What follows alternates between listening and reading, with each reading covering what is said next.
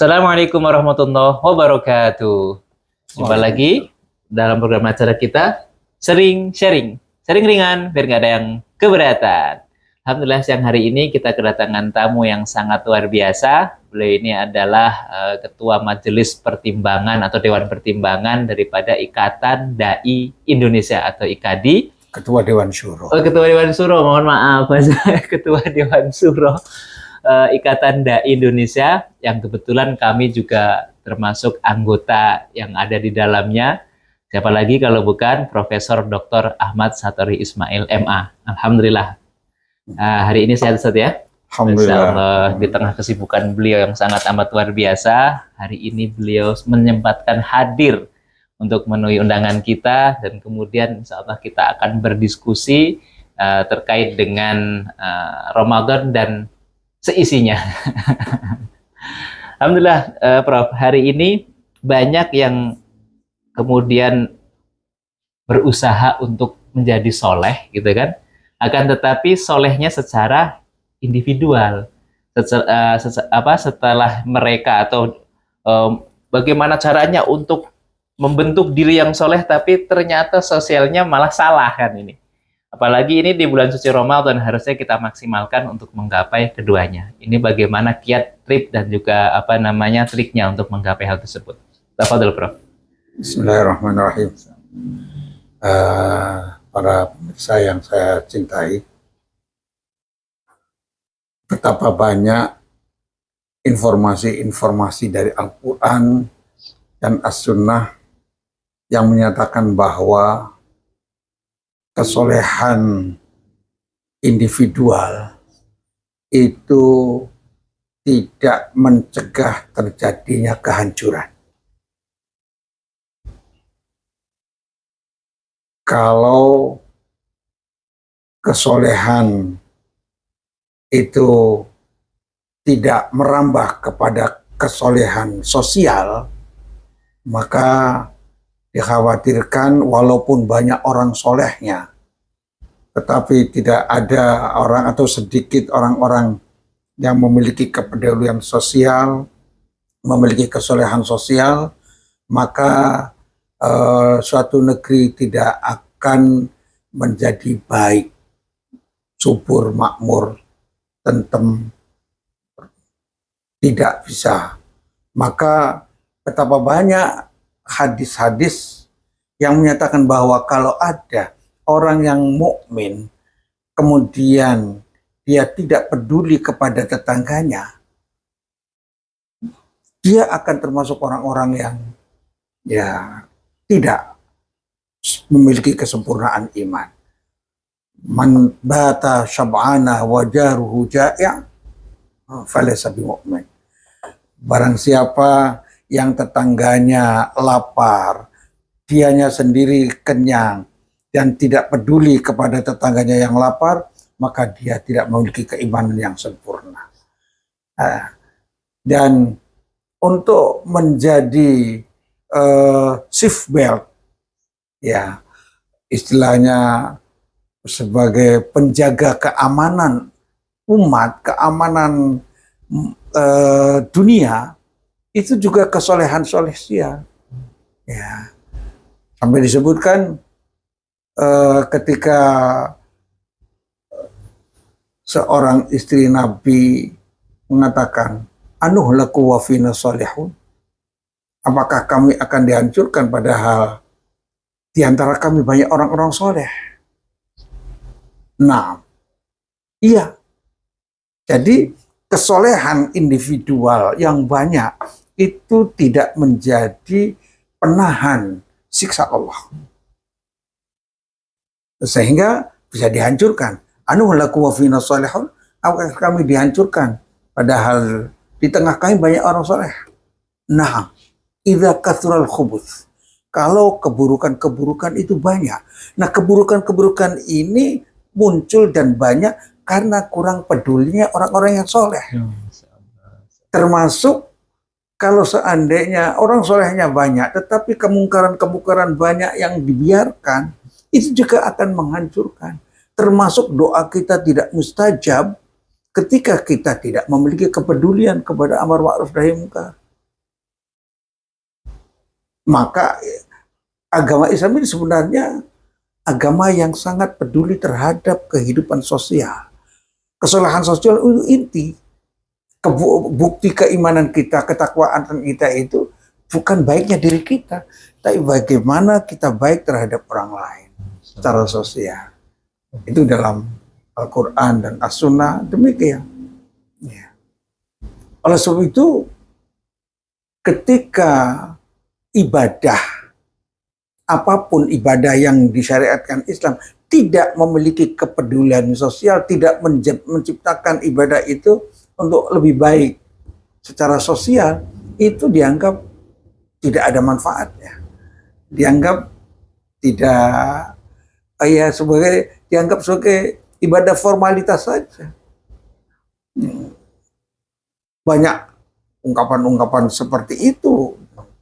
Nah, ketika momentum Ramadan ini yang sebenarnya adalah harus kepada kesolehan sosial fokusnya. Kesolehan pribadi kita dengan Allah. Ya, bagaimana rajinnya ibadah kita, zikirnya ibadah kita, hubungan kita dengan Allah. Tetapi pengaruh dari kesolehan pribadi ini harus muncul. Walaupun ya ada sedekah yang rahasia itu lebih bagus. Tetapi tidak boleh ada sedekah yang dirahasiakan. Harus jelas. Yaitu zakat itu harus jelas. Berapa persennya, dari uang apa, harus jelas. Dan dinyatakan. Yang menerima juga jelas. Dibagikan kepada orang-orang yang mustahik yang jelas. Karena kesosialan itu. Dalam ibadah, sholat wajib menghasilkan kesolehan sosial.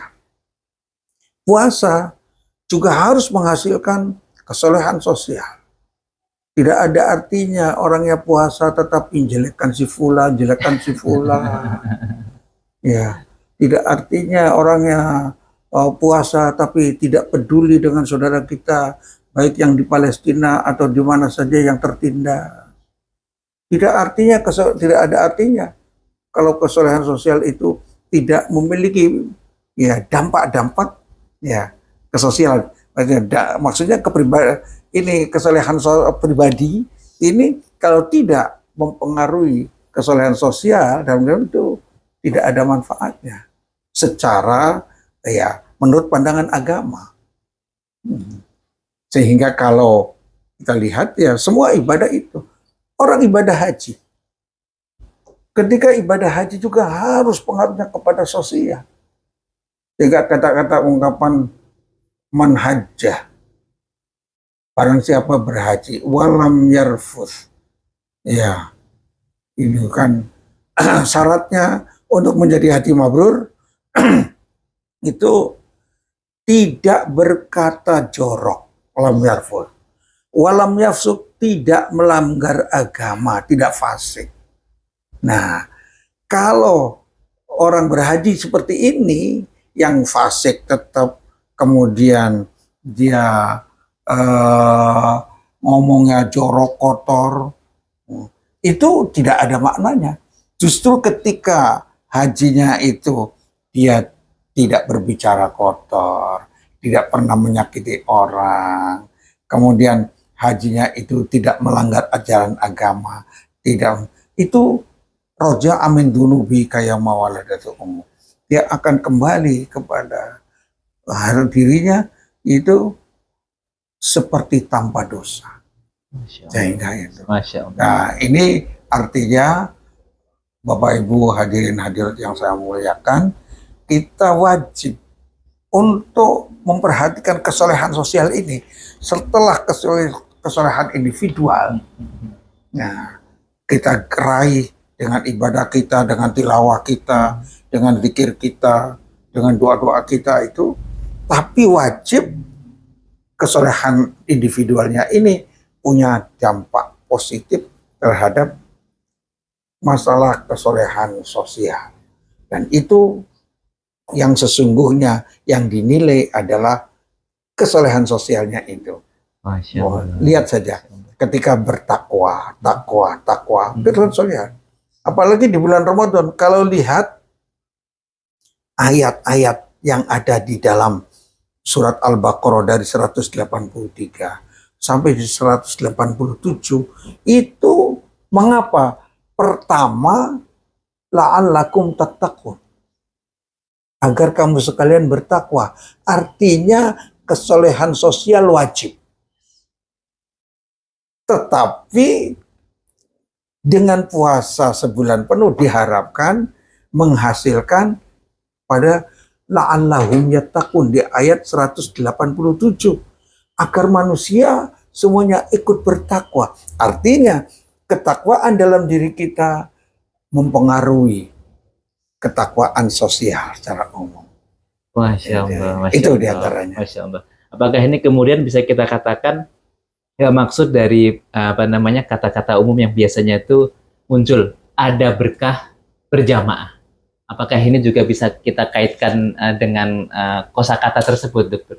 Kadang-kadang kan ada berkah dalam berjamaah. Nah, ini kan apakah bisa kita kemudian kaitkan dengan kesolehan apa namanya sosial dan juga kesolehan daripada individual sendiri? Kalau ungkapan ada berkah dalam berjamaah, ini justru ketika kita berjamaah, maka keberkahannya semakin banyak. Tambah, Masya Allah. Karena ketika berjamaah itu hidup sosial. Sehingga karena hidup berjamaah, maka ada tolong-menolong, saling membantu, saling mengingatkan, tawasul bil haq, tawasul bis sabr muncul ketika berjamaah. Dan keistiqomahan itu tidak mungkin terjadi kecuali dengan hidup berjamaah. Satori, hari ini hari Senin umpamanya, kalau selain Ramadan, ayo kita ya puasa. Besok hari Kamis, yuk kita puasa. Kita mencoba untuk tahajud bersama. Ketika bersama itu keberkahannya di situ. Makan bersama-sama juga ada keberkahannya juga. Betul. Jadi dalam berjamaahnya itu terdapat keberkahan. Keberkahannya karena akan memunculkan kepedulian sosial.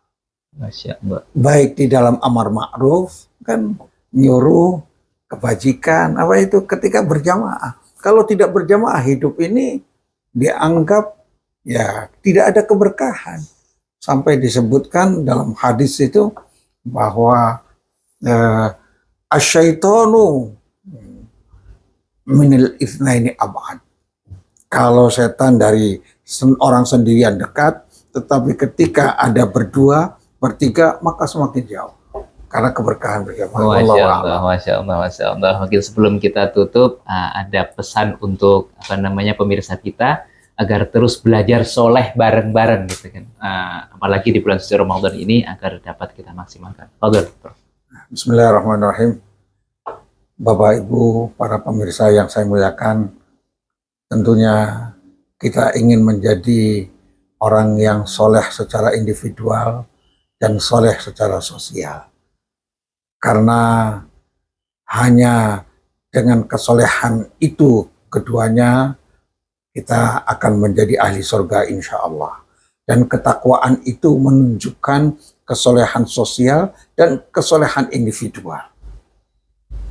Maka di bulan Ramadan ini bagaimana kita memaksimalkan ya, ibadah kita, sedekah kita, kepedulian kita, tilawah kita, zikir kita, doa kita untuk menghasilkan kesolehan individual dan kesolehan sosial ini. Mudah-mudahan kita di bulan Ramadan maksimal dalam beribadah dan menjadi contoh-contoh terbaik di dalam ibadah yang mempengaruhi kepedulian, ibadah yang menciptakan satu kesolehan pribadi dan sosial. Terima kasih. Assalamualaikum warahmatullahi wabarakatuh. Masya Allah, sangat luar biasa apa yang telah beliau sampaikan tadi, bahwa prinsipnya soleh itu kalau bisa bareng-bareng. Apalagi kita tuh kalau bisa belajar solehnya bareng-bareng. Dan soleh itu menjadi penting gitu kan. Jangan sampai kemudian kita itu soleh sendirian. Ada satu peribahasa ataupun sebagai closing statement bahwa soleh dan salah itu bedanya sangat tipis. Kadang-kadang orang yang merasa dirinya paling soleh itu justru salah, dan sebaliknya orang yang merasa dirinya banyak salah justru itulah hakikatnya soleh. Mudah-mudahan yang sedikit ini mendatangkan manfaat untuk kita semua. Tetap pantengin terus program acara kita Sering Sharing. Sharing ringan biar nggak ada yang keberatan. Assalamualaikum warahmatullahi wabarakatuh. Waalaikumsalam.